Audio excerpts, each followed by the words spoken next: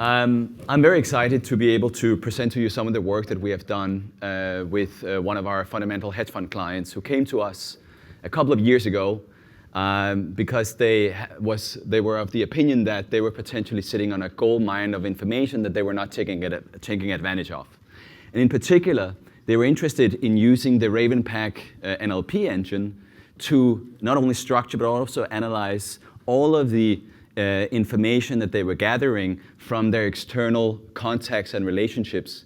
That could include anything from analyst reports to newsletters, as well as news clipping services. But they were also very much interested in learning about if there was value in any of their internal communication and collaborations going on. And I think the most important question that they wanted to have answered was to see if any of this sort of content that they were gathering internally had any differentiated value compared to the content that lived in public domain. So if we take a look at the fund that we have been working with, well, first of all, they're very typical for a fundamental firm. I mean, they didn't use any sort of alternative data. They worked off spreadsheets. They were not applying any sort of quant techniques, but they had been very successful in their fundamental process and had generally been outperforming their sector benchmarks. And they had managed to, over the years, generate or build up AUM of more than $1 billion. However, they had seen more recently that the 40 analysts that they had employed that had specialized in energy infrastructure and transportation sectors, that they started to generate decaying alpha. So they were looking to see if they could find new sources of alpha that they could incorporate into their, let's call it, alpha platform. And they were looking into if they could extract some systematic signals from the internal content. And that is basically where we came in and helped out. So as we started engaging with this client, the first thing we went into to do was really to start to collect this data. So we started collecting all of their internal files, their emails, their instant messages on a 24/7 basis. We went in to enrich the content. So we started looking at company detections across the universe that they were interested in. So their specialty, as I mentioned, was within utilities, transport, and infrastructure. So of course, the universe that we wanted to track in the content was basically falling into that space as well. We started, as I mentioned, detecting companies. We also looked at the relevance of those company mentions within the textual documents that we were analyzing. And we looked for events. So Ravenpack covers close to 7,000 different types of events in the news, and we started looking for these sort of events within their content. It could be anything from earnings to analyst ratings and credit sort of information, layoffs, M&A activity, and so on. And we also measured sentiment. So was the content that we were able to, or the events, the context in which the companies were mentioned, was that generally good or bad for the company? So with all of these various analytics that we were producing, we were able to create a set of factors, so aggregates of these sort of higher frequency analytics. So we were able to generate sentiment scores, or sentiment factors, and news volume factors, and so on, that we would use to construct portfolios, to construct strategies that we would backtest and analyze from a return profile perspective and also from a risk factor perspective.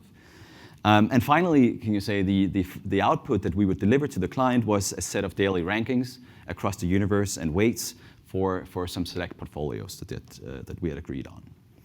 So let's take a closer look at answering that one big question that they had in the beginning. So when we started comparing the sort of information that we were able to extract from their internal content and comparing that to what was publicly available from news sources, we found that 80% of the novel events within their sector, we were actually able to extract from their internal content, and only 20% came from public news.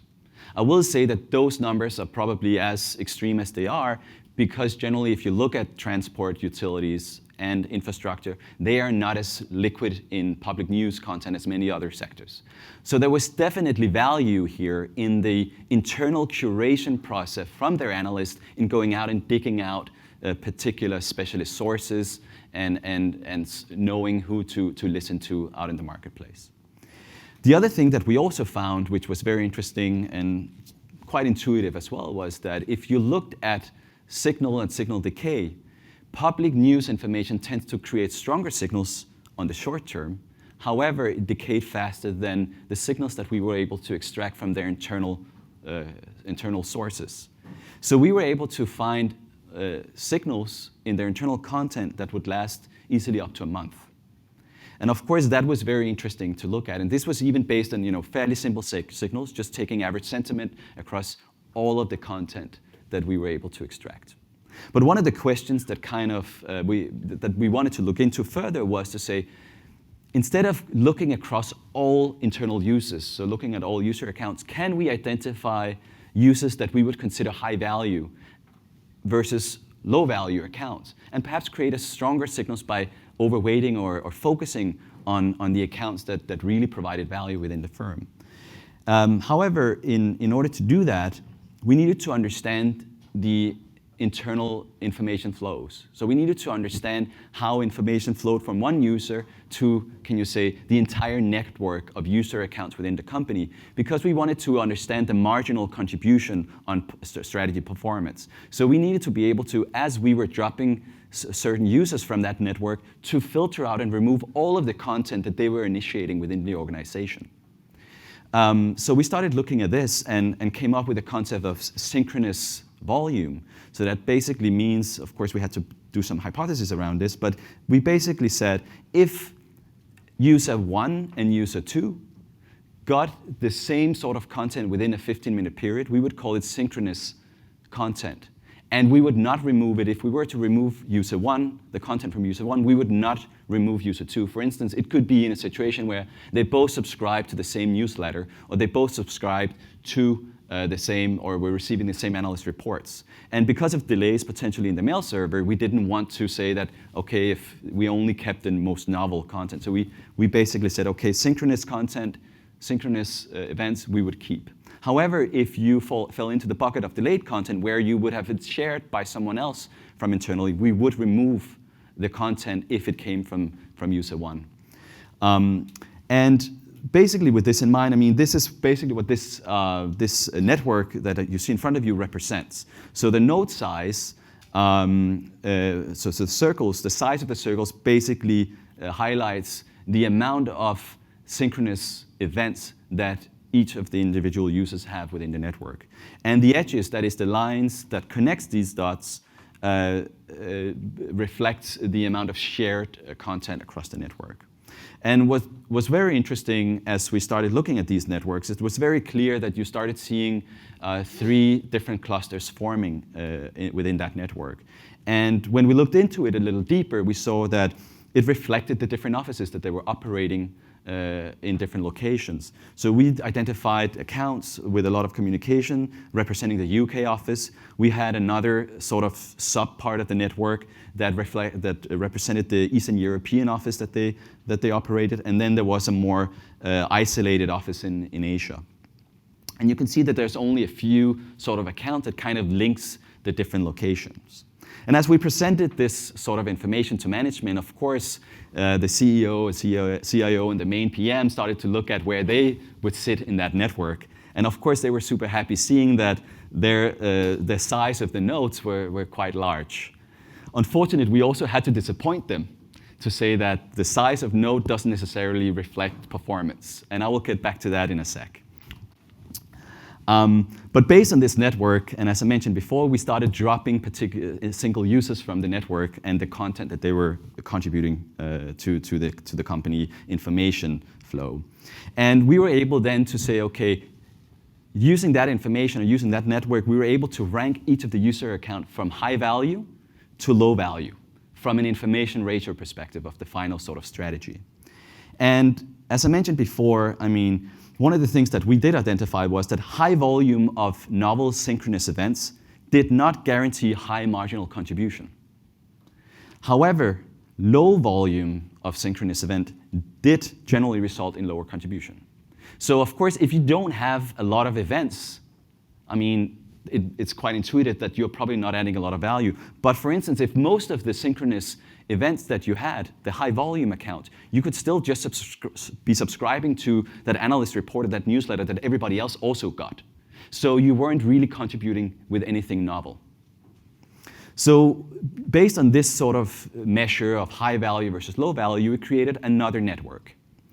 And this particular network reflects the information ratio, that marginal contribution. So here, the size of the node is the marginal impact on the overall information ratio of the graph, of all of the content. And the color of the node represents whether, so green basically means that you have high marginal impact. So that is, information ratio will drop a lot if you remove that user from the network. So, and a red dot basically means that if you remove that person from the network, it will actually improve. And you are probably all looking at where that CEO and CIO is falling. And I can tell you that it's right there in the middle, and they're very small dots, and they're red. So of course, that kind of created some controversy. But what's also interesting is generally that if you look at the network, you'll also see that a lot of the large green dots are at the edges or at the borders of the network.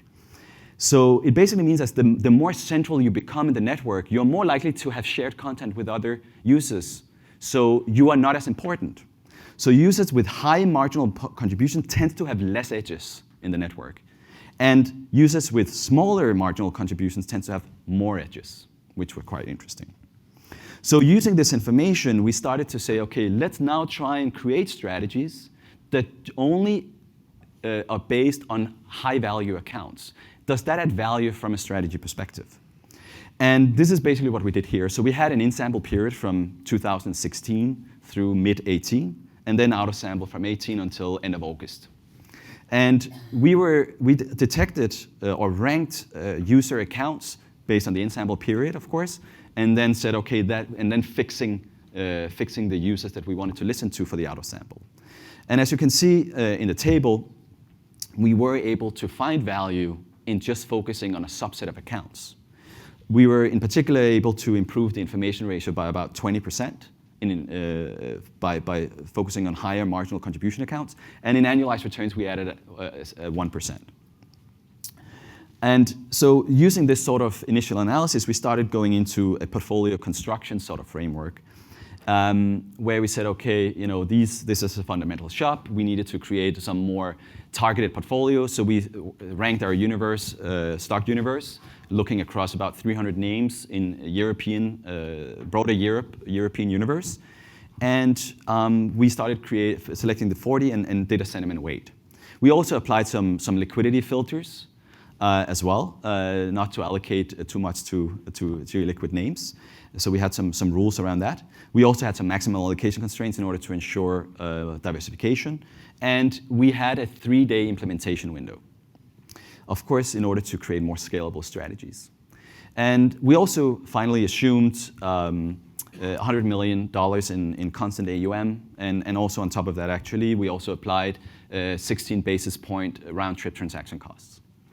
And this is basically the performance that we got out. So the blue line is the raw strategy. It's a long-only strategy.